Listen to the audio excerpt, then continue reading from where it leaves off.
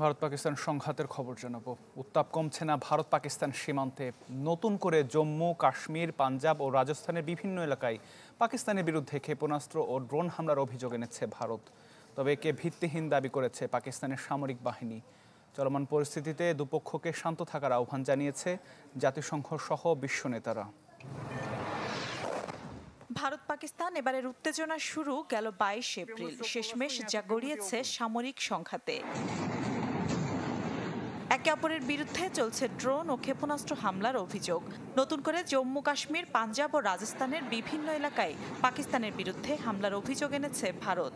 প্রতিরক্ষা সূত্রের বরাত দিয়ে সংবাদ সংস্থা এএনআই বলছে, বৃহস্পতিবার রাতে জম্মুর আর্নিয়া, আরএসপুরা, সাম্বাসাত ওয়ারি সহ কয়েকটি এলাকা লক্ষ্য করে কমপক্ষে 8টি ক্ষেপণাস্ত্র ছুড়েছে পাকিস্তান।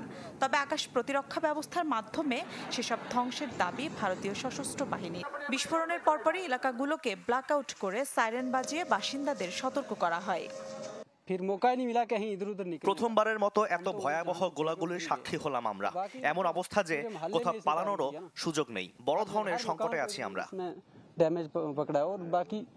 তবে হামলার ঘটনাকে ভিত্তিহীন দাবি করেছে পাকিস্তানের সামরিক বাহিনী। ভারত শাসিত কাশ্মীরে কোনো হামলার দায় তার দেশের নয় বলে মন্তব্য করেছেন পাকিস্তানের প্রতিরক্ষা মন্ত্রী খাজা আসিফ। এটা একটা অসাধারণ সাজানো গল্প। ভারত সরকারের কাছে প্রশ্ন, তারা কি 21 শতকে বাস করে?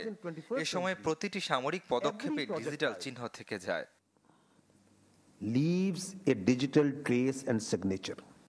এদিকে পাল্টাপাল্টি হামলার মধ্যে পাকিস্তানের করাচি, লাহোর ও ইসলামাবাদে বিমানগুলোর কার্যক্রম স্থগিত করা হয়েছে।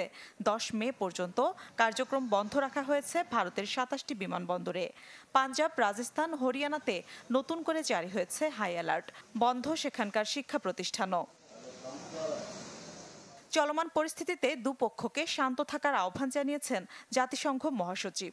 দুই দেশের পররাষ্ট্রমন্ত্রীর সাথে ফোনে কথা বলেছেন মার্কিন পররাষ্ট্রমন্ত্রী।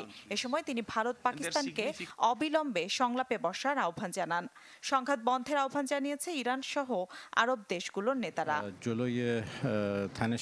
মিলা খন্দকার, চ্যানেল 24। ব্রেকফাস্ট, টিফিন কিংবা স্ন্যাক টাইমে মজাদার আয়োজন মানে অল টাইম ব্রেড।